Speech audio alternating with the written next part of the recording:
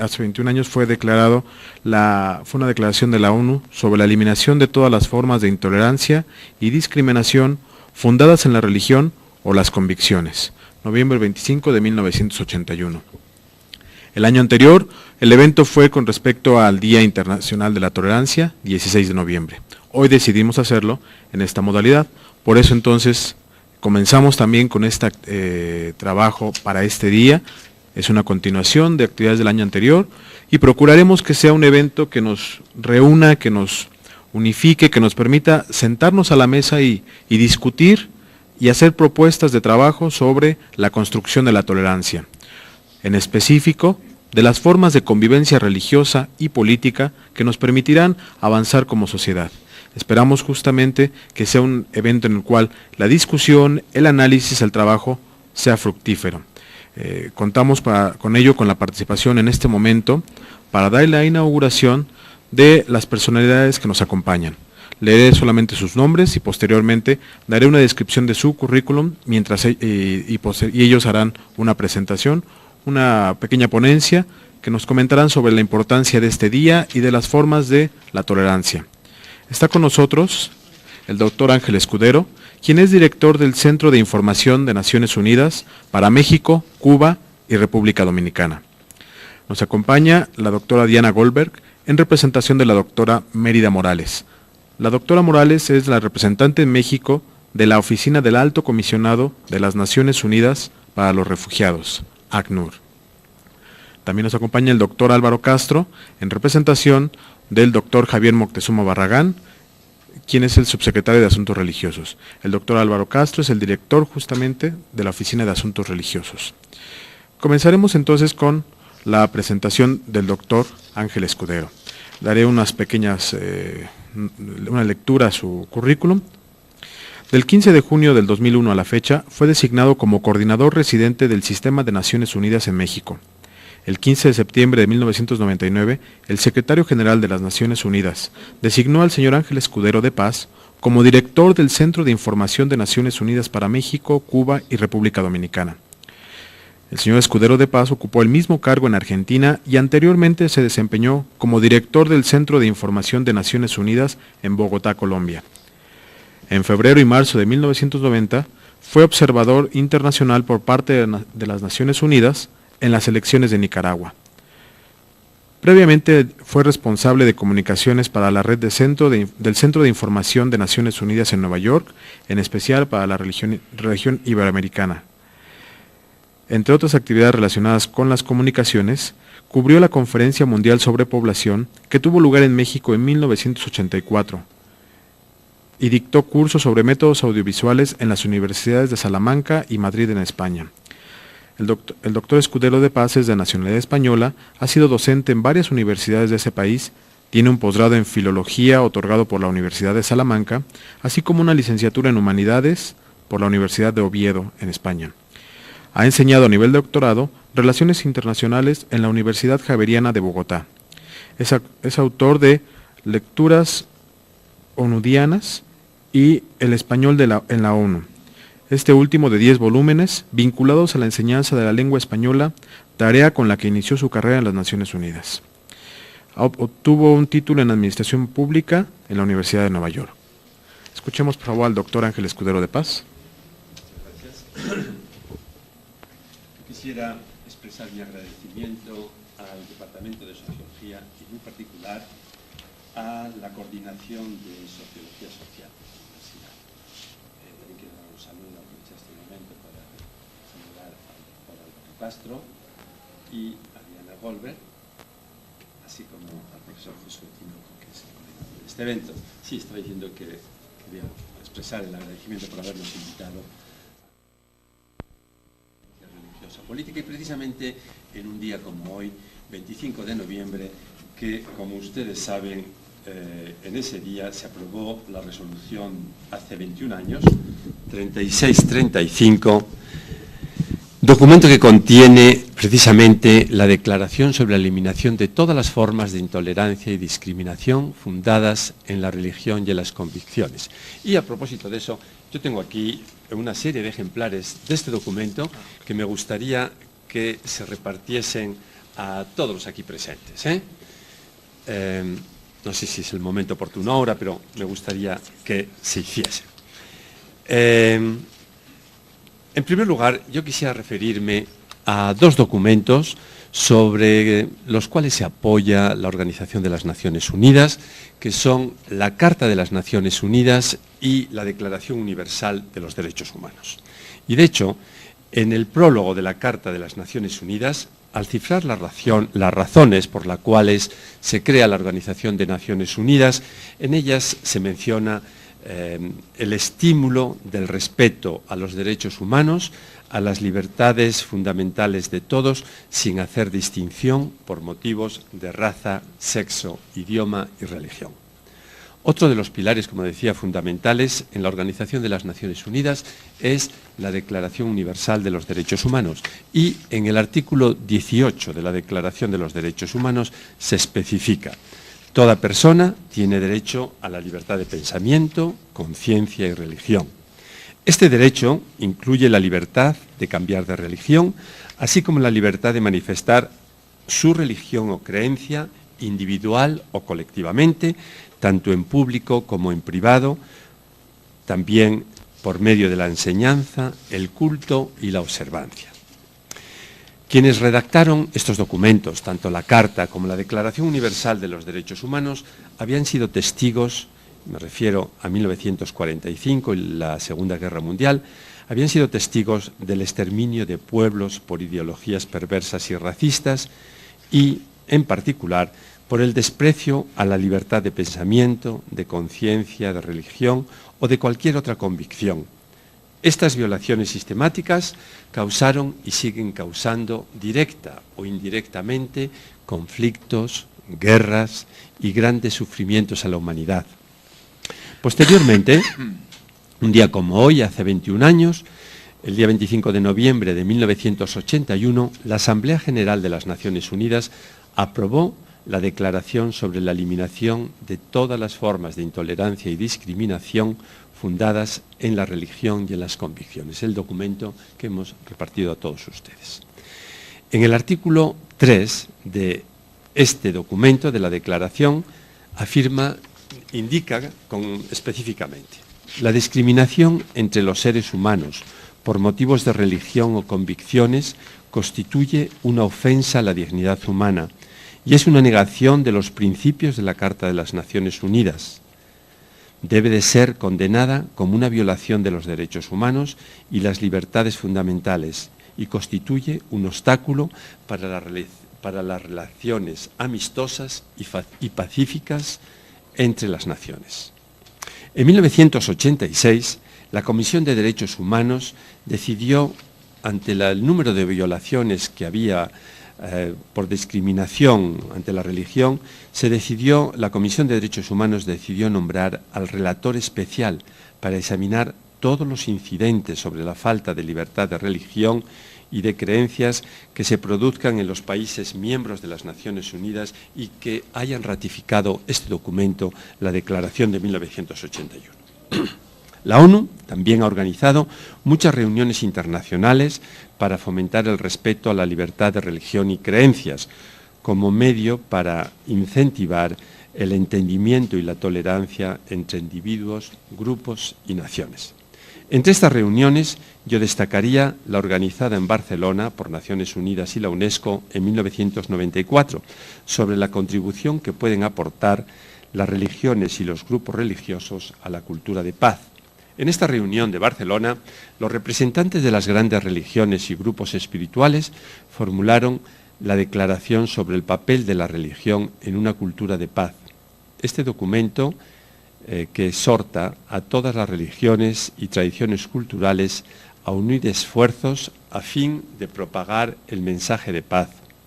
En este documento, los representantes se comprometieron también a condenar solemnemente la guerra e insistieron en que nadie está autorizado a matar en nombre de la religión o a usar el nombre de Dios para estos objetivos, incluso para autoinmolarse.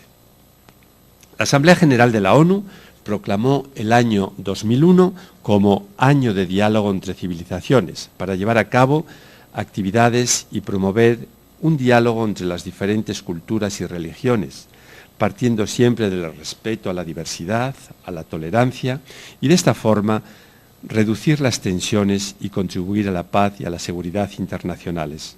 Ese mismo año, el 2001, con el objetivo de conmemorar el 20 aniversario de la Declaración de 1981, del 23 al 25 de noviembre del 2001, se llevó a cabo en Madrid un seminario, una conferencia internacional sobre educación escolar en relación con la libertad de religión, de convicciones, tolerancia y no discriminación. Todos estos hechos a los que me he referido hasta ahora son pruebas de cómo las Naciones Unidas a través de los años han mostrado una gran preocupación por las distintas formas de intolerancia y discriminación religiosas y creencias. En mi charla se me pidió que hablase de la actualidad de la Declaración de 1981 sobre la eliminación de todas las formas de intolerancia y discriminación religiosa. Y me voy a centrar ahora, a partir de ahora, en esto. Y yo trataré sobre una serie de consideraciones sobre la Declaración de 1981, hoy día, la realidad que representa hoy día la Declaración, al iniciarse el siglo XXI. La tendencia general que se observa en el mundo de hoy, en la esfera de la discriminación de la religión y las creencias, es el aumento de la intolerancia y la discriminación contra grupos y minorías. Por ello, la Declaración de 1981 exige que se le preste cada vez más atención, ya que nos encontramos ante muchos incidentes que así nos lo demuestran. Primero, las políticas disponibles, legislativas y prácticas de los Estados con frecuencia son discriminatorias. En otros casos, las instituciones estatales muestran indiferencia hacia las minorías y grupos espirituales, todo lo cual se traduce en un trato menos favorable a nivel político, social, cultural y económico. Los grupos religiosos minoritarios son asimismo víctimas de la intolerancia por parte de entidades no estatales, principalmente de otras comunidades religiosas, de organizaciones políticas religiosas extremistas, de grupos de poder y en algunas ocasiones de caciques. También hay que mencionar la situación insatisfactoria que sufre la mujer en algunas religiones y lo trágico del trato que se da a la mujer en otras religiones y tradiciones, debido particularmente a la interpretación de la religión por ciertos grupos extremistas. Es importante también destacar el resurgimiento del extremismo religioso, del cual no se salva prácticamente ninguna religión, como sucede, por ejemplo, con el Islam en Afganistán, en Egipto, en Filipinas, en el Líbano, etc. También el judaísmo en Israel, con el cristianismo en Turquía, el hinduismo en la India. Todos estos movimientos extremistas traen como consecuencia enfrentamientos y tragedias. Estos grupos extremistas suelen imponer su interpretación religiosa a su comunidad y a la sociedad. En relación con esta situación de extremismo, el secretario general de la ONU declaraba recientemente, y cito, «El extremismo que mata en nombre de Dios y extermina en nombre de la religión es un delirio terrorista y gratuito que traspasa todos los límites de la justicia y de la razón». Y puntualiza el secretario general, los Estados tienen la obligación de condenarlos sin ambivalencia y combatirlos sin condiciones. A raíz de los trágicos acontecimientos del 11 de septiembre del 2001, las minorías, particularmente las musulmanas y especialmente las árabe musulmanas en Estados Unidos, se encuentran en una situación muy difícil. Muchos de los miembros de estos grupos son víctimas de numerosos actos de intolerancia y discriminación que van desde el rechazo al uso del transporte aéreo, detenciones ilegales y otro tipo de manifestaciones de violencia, como es hacia los jóvenes de origen árabe musulmán que estudian en escuelas y universidades en Estados Unidos. También son víctimas de discriminación muchos de los trabajadores en sus propios lugares de trabajo. Y asimismo, se dan también mucho tipo de ataques contra los lugares de culto de los musulmanes y del Islam. Y particularmente también se nota todo tipo de discriminación en todo el proceso de detención y en el trato que reciben los prisioneros. También habría que señalar que ninguna religión o culto espiritual tiene la primacía sobre las demás religiones y convicciones, y que se debe tratar a todas las comunidades y religiones bajo las mismas pautas de igualdad, independientemente del número de sus seguidores. Por todo ello, lamentablemente, la intolerancia, la discriminación fundada en la religión y en las creencias son todavía una constante en el mundo al inicio del siglo XXI.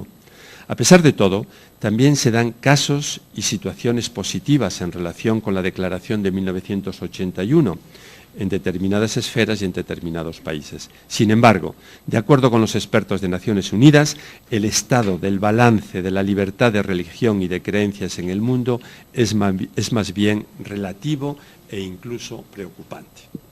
Por lo tanto, la intolerancia y la discriminación fundadas en la religión y en las convicciones requiere medidas estatales y responsabilidades individuales.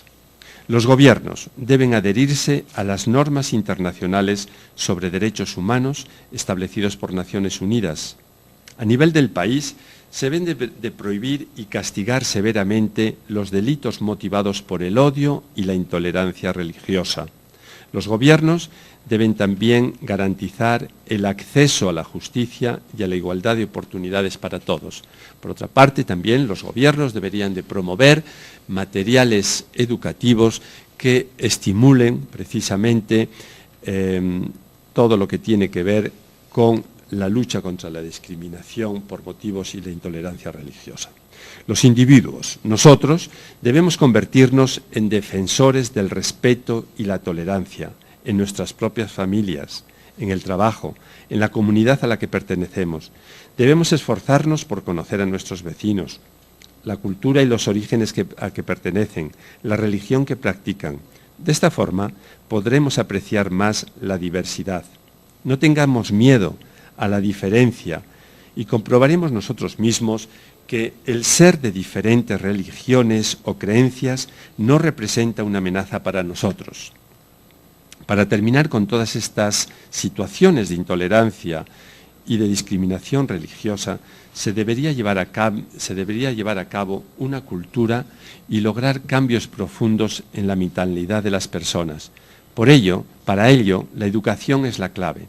Así como hemos visto por los incidentes de los últimos años, y particularmente los del 11 de septiembre, en la ciudad de Nueva York y de Washington, que en estos incidentes se puede educar a la gente para que sienta odio, también se puede enseñar a tratar a los otros con dignidad y respeto.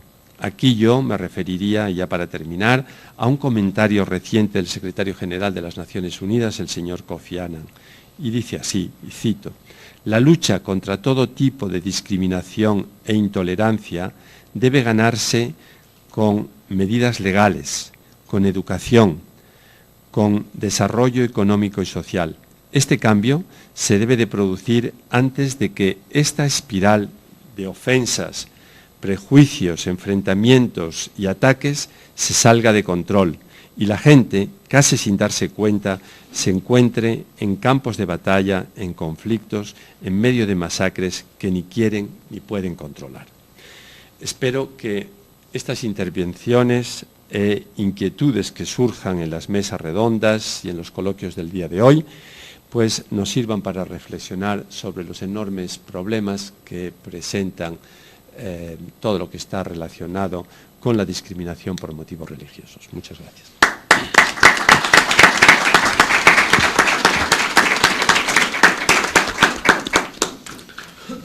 Muchas gracias, doctor Escudero. Interesantes comentarios, interesante discurso que nos sitúa justamente en la necesidad de reformular y de una exigencia del respeto y de la diversidad. Presento ahora a la doctora Diana Goldberg, en representación de la doctora Mérida Morales. La doctora Mérida Morales es la representante en México de la Oficina del Alto Comisionado de las Naciones Unidas para los Refugiados, ACNUR.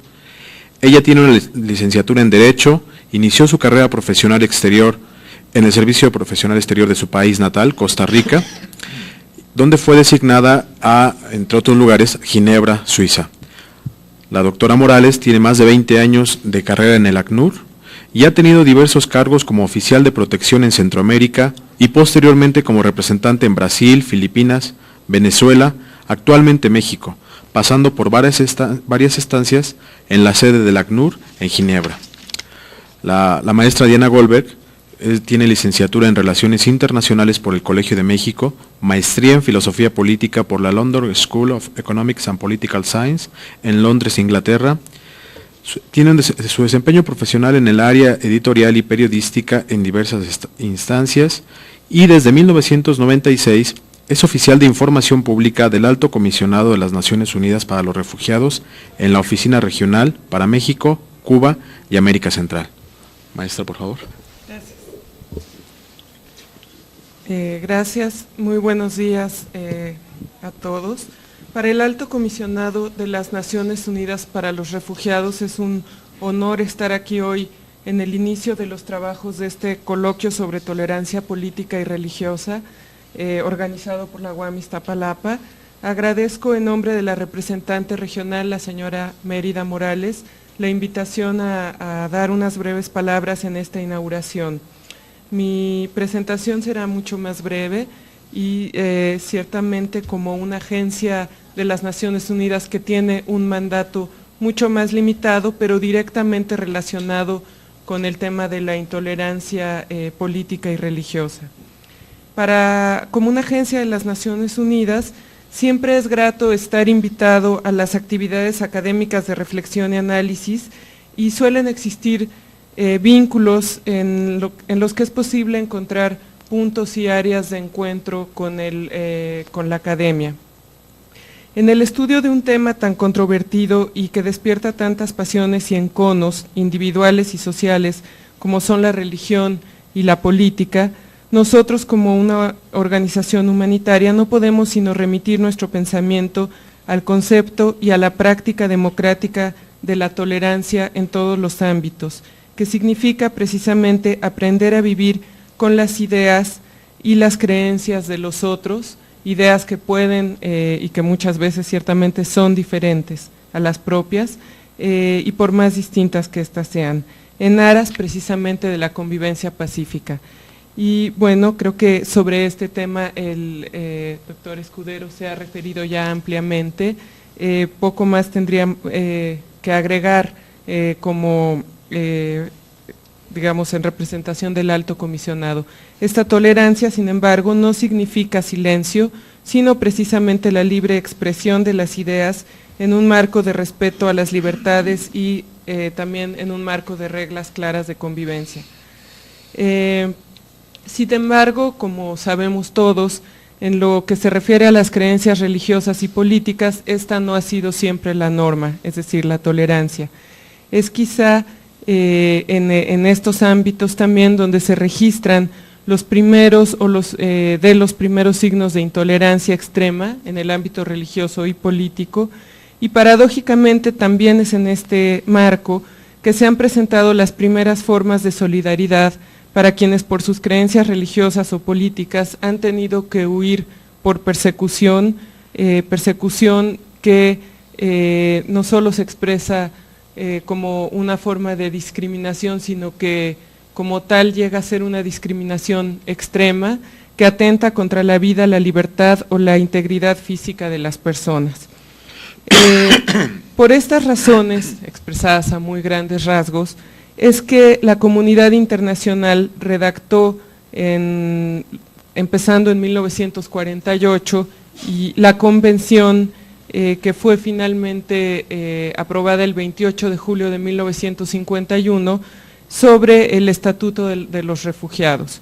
Esta convención no dudó, o la comunidad internacional, digamos, al redactar esta convención, no dudó en incluir la religión y la política como dos de los 5 motivos que enumera esta convención para poder considerar a una persona como refugiada. Entonces, bueno, la tendencia en su momento, cuando la convención entró en vigor el 28 de julio de 1951, precisamente surgió a raíz de las personas que habían estado desarraigadas por la Segunda Guerra Mundial, alrededor de 1,5 millones de personas en ese momento.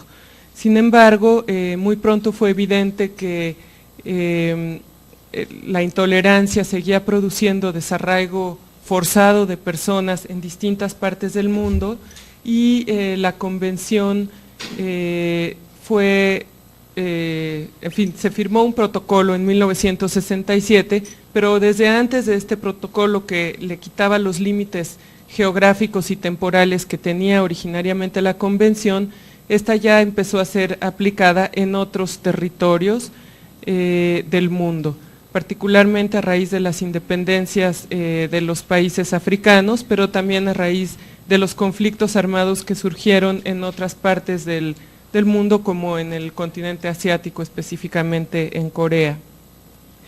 Entonces, bueno, el ACNUR es un organismo de las Naciones Unidas, como ya se mencionó, que se hace cargo precisamente de las consecuencias extremas y de las consecuencias humanas de la intolerancia en el ámbito religioso, político, y también la intolerancia que se expresa a través de las líneas étnicas, digamos, de las diferencias entre grupos étnicos o nacionales. Se ocupa de brindar protección, el ACNUR, y asistencia humanitaria a todas estas personas. Actualmente existen alrededor de 20 millones de personas bajo el amparo del ACNUR.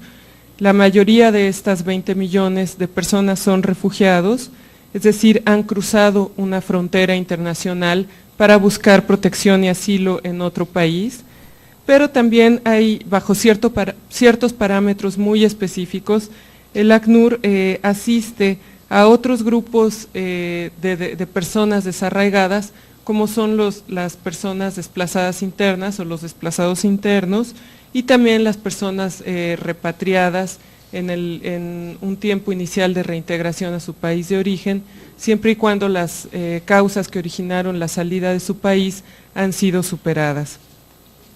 Este trabajo que realiza el ACNUR de Protección Internacional, es importante mencionarlo, lo realiza en cooperación con los gobiernos de los distintos países en los que se encuentran sus oficinas, y también con la sociedad, en cooperación con la sociedad civil organizada.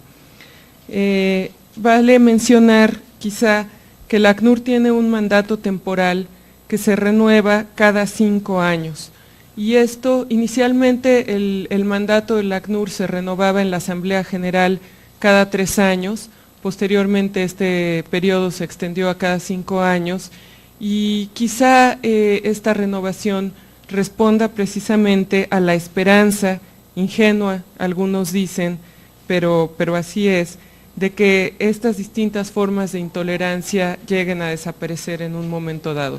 Sin embargo, bueno, pues hasta ahora, y desgraciadamente, el número de personas que asiste el ACNUR pues no presenta una reducción drástica, al contrario, parece en algunos momentos incrementarse, aunque ha sido bastante fluctuante, digamos, desde su origen, desde el origen del ACNUR, pero no parece, y por lo tanto este mandato del ACNUR pues se ha visto renovado y se ha seguido renovando cada 5 años en la Asamblea General. Como decía entonces, el ACNUR es una organización que se encarga de enfrentar las consecuencias humanas de la intolerancia, de asistirlas, pero ciertamente no corresponde a esta agencia resolver los orígenes de estos conflictos. En este sentido, corresponde, como ya lo decía el doctor Escudero, a los estados, fundamentalmente, aunque sin eximir así la responsabilidad individual que cada uno de nosotros tenemos, pero corresponde a los estados reivindicar en la práctica los principios estipulados en la Declaración Universal de los Derechos Humanos, en la Carta de las Naciones Unidas y ciertamente en las distintas convenciones como la Declaración sobre la Eliminación de todas las formas de intolerancia y discriminación y otras convenciones que existen en este sentido, o la misma Convención de 1951 sobre el Estatuto de los Refugiados. Corresponde entonces a los estados reivindicar en la práctica estos principios y solo la voluntad política de los estados podrá dar solución a los conflictos existentes en el mundo y a las expresiones de intolerancia extrema que precisamente dan origen a la existencia de personas que tienen que buscar asilo y que se ven obligadas, forzadas a buscar asilo y protección en otros países distintos a los propios.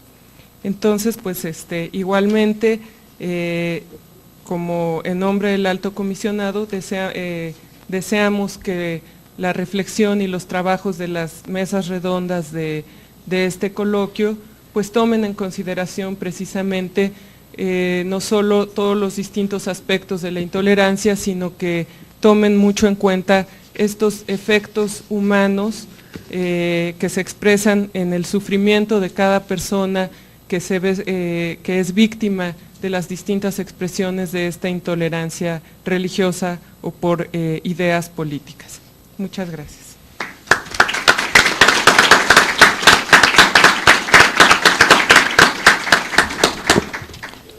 Muchas gracias, maestra Diana Goldberg. Escucharemos ahora al doctor Álvaro Castro, quien cursó la carrera de abogado en la Escuela Libre de Derecho de 1975 a 1980, defendiendo la tesis Consideraciones en torno a la avería común. Dicha tesis fue laureada y se otorgó mención especial al sustentante por el examen presentado. Cursó el diplomado en Planeación y Administración Pública e inmediatamente después en Análisis y Evaluación de Políticas Públicas, ambos en la Universidad Iberoamericana. Castro Estrada cuenta con estudios concluidos en la especialidad de Derecho Constitucional y Administrativo de maestría y en 1997 obtuvo con mención honorífica el grado de doctor en Derecho por la División de Estudios de Posgrado de la Facultad de Derecho de la Universidad Nacional Autónoma de México, habiendo defendido la tesis hacia un régimen de responsabilidad patrimonial del Estado en México para el año 2000, cuya publicación fue recomendada unánimemente por el jurado examinador. Entre las diferentes publicaciones que ha tenido el doctor Álvaro Castro, mencionaremos en este momento el libro Responsabilidad Patrimonial del Estado, que contiene su investigación doctoral, el cual fue publicado por la editorial Porrúa en el año de 1997, y su segunda edición se publicó por la misma editorial en el año 2000, así como de diversos artículos en materia de energía eléctrica, derecho del trabajo y responsabilidad patrimonial del Estado, publicados en revistas jurídicas especializadas. En el presente año publicó su segundo libro intitulado Nueva Garantía Constitucional, la responsabilidad patrimonial del Estado, también editado por Porrúa. De 1994, bueno, por último termino entonces, a la fecha se desempeña como director general de asociaciones religiosas de la Secretaría de Gobernación. Gracias, mi amable. Muy buenos días tengan todos ustedes, muy distinguidos miembros del Presidium. A nombre del doctor Javier Moctezuma Barragán, subsecretario de Población, Migración y Asuntos Religiosos de la Secretaría de Gobernación, agradecemos a la Universidad Autónoma Metropolitana y de manera especial al maestro José Tinoco, profesor del área de Psicología Política y de Entidades, por extender a la subsecretaría la atenta invitación para participar en este importante coloquio, Tolerancia Religiosa y Política. El subsecretario Moctezuma Barragán me pidió transmitirle a todos ustedes una felicitación por la iniciativa de realizar este relevante acto que nos brinda la valiosa oportunidad de compartir este significativo espacio con tan distinguido auditorio. Hacemos votos para que se cumplan las expectativas de los organizadores y que los resultados emanados de este foro resulten fructíferos para todos. Como ustedes saben, este año celebramos en nuestro país la primera década de vigencia de la reforma constitucional en materia religiosa y la expedición de la Ley de Asociaciones Religiosas y Culto Público. las cuales desde un principio han contado con gran aceptación por parte de las 6.010 asociaciones religiosas constituidas hasta la fecha y por parte de la sociedad en su conjunto. Estos primeros años de vigencia del nuevo marco jurídico en la materia han sido de intenso aprendizaje, tanto para autoridades y las asociaciones religiosas como para la sociedad en general. Como ustedes saben, la libertad religiosa es la piedra angular de nuestro régimen de libertades. El artículo 24 de nuestra Carta Magna y la Ley de Asociaciones Religiosas y Culto Público tutelan el derecho inherente de cada ser humano de emprender la búsqueda de su verdad religiosa y de creer y de practicar los actos de su culto. En México, el principio de separación entre el Estado y las iglesias y el carácter laico del Estado brindan certeza y seguridad a la libertad de pensamiento y también a la libertad de creencias. Los beneficios emanados de los nuevos preceptos constitucionales y secundarios en materia religiosa son palpables, frutos cosechados por la sociedad y el gobierno, no obstante que apenas tienen 10 años de vigencia, tiempo relativamente corto para alcanzar una sólida culturalización en la sociedad.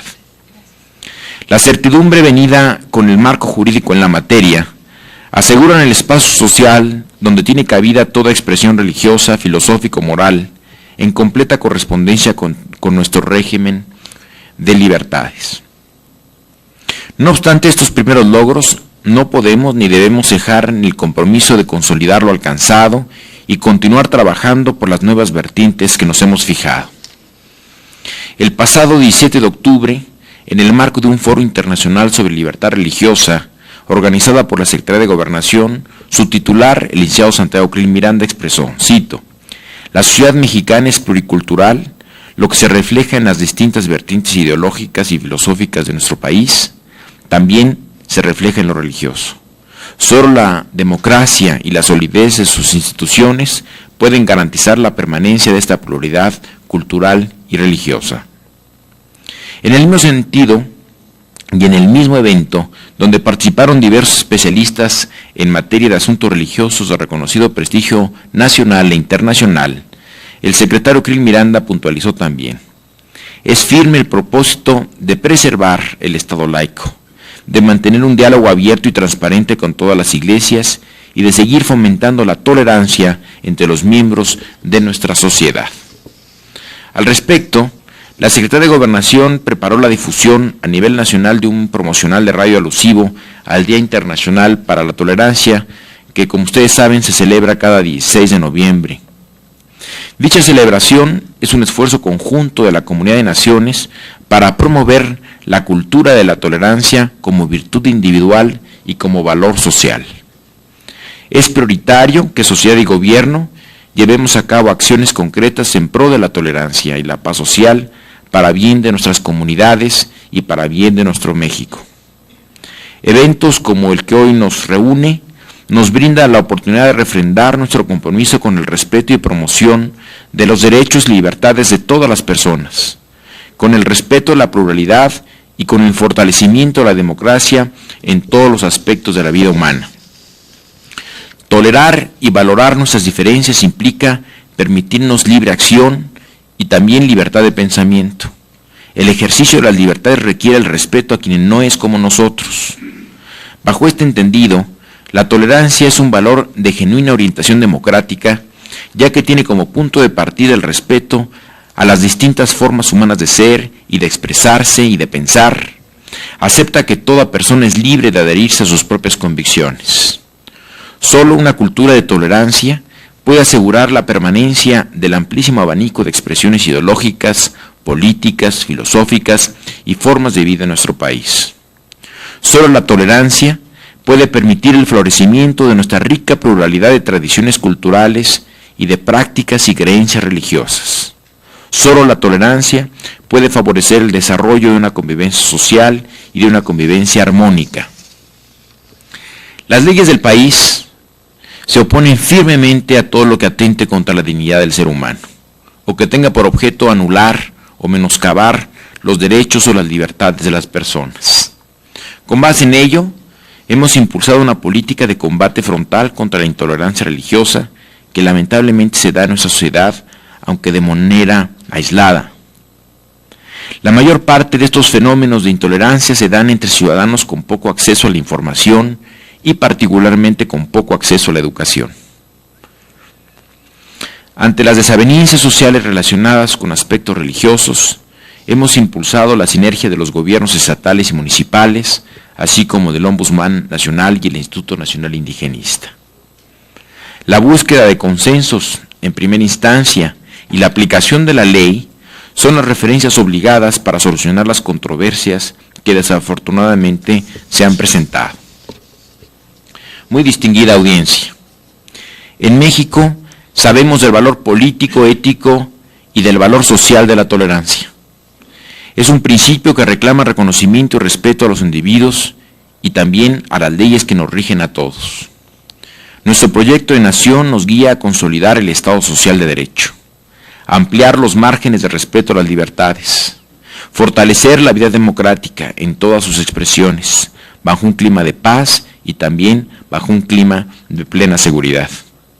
La conservación de la paz y la conservación de la seguridad reviste una importante relación con el disfrute de los derechos humanos, especialmente ahora, cuando hemos sido testigos de los actos de barbarie en otras regiones del orbe, a los que pueden conducir a actitudes intolerantes, actitudes fundamentalistas. Todo ello nos compromete a mantener las condiciones para una convivencia solidaria, así como a garantizar la seguridad nacional sin menoscabo del inalterable régimen de libertades que todos los mexicanos deseamos vivir. En este contexto, las asociaciones religiosas tienen el gran compromiso de fomentar, con mayor intensidad, conductas inspiradas por la sabiduría, la paz, la justicia, el apoyo entre humanos, que son postulados comunes a todas las religiones.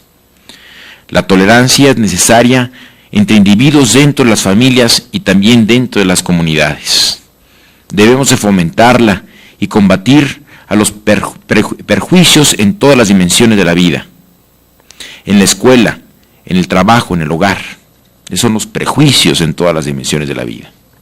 Cualquier acto de racismo, discriminación, xenofobia, atenta contra la dignidad de cada uno de nosotros y vulnera también la libertad de cada uno de nosotros también. Erradicar estos males debe ser una tarea permanente que requiere el esfuerzo conjunto de todos nosotros, de la sociedad. En esta obra, las asociaciones religiosas y diría yo también las universidades tienen mucho que aportar. La información y la educación son grandes armas en contra de la intolerancia. Con la seguridad de contar con su valiosa colaboración para consolidar una cultura de tolerancia en nuestro país, podremos entonces, entre todos, construir una sociedad abierta y participativa. Podremos expresar nuestra potencialidad creadora, productiva y humana. Podremos finalmente realizarnos mejor como personas. Por su atención, muchas gracias.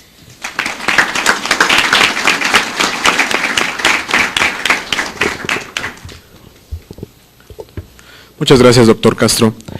Y es cierto justamente el motivo por el cual hicimos esta convocatoria. Desde el año pasado comenzamos los trabajos que nos permitieran llegar a acuerdos o llegar a discutir al menos sobre los puntos de la convivencia religiosa, de la convivencia política, son elementos que las universidades podemos y debemos de abordar.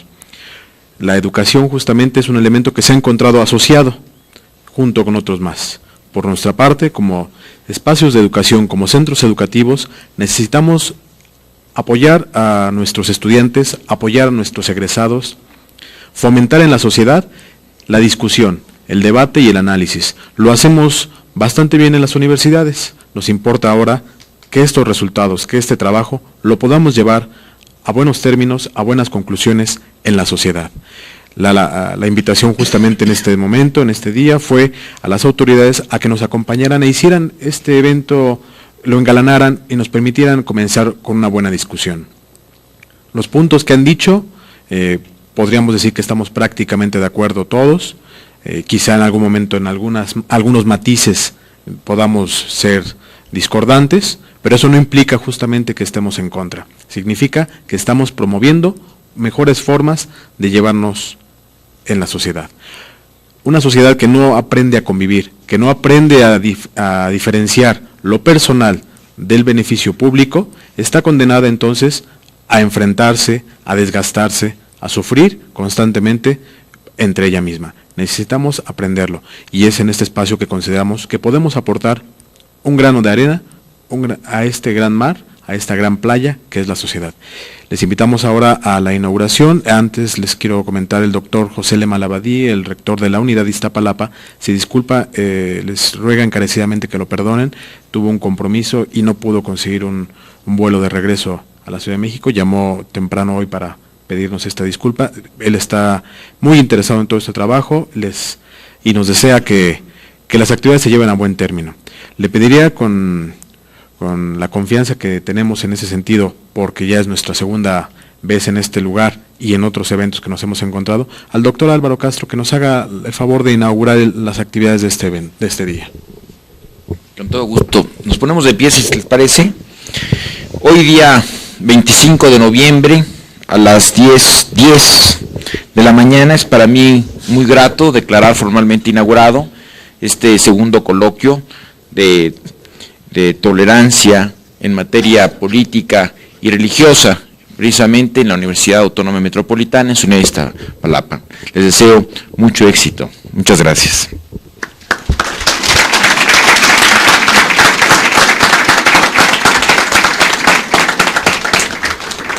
Tendremos unos 5 minutos de receso, por favor, y comenzamos enseguida con la conferencia del doctor Masferrer.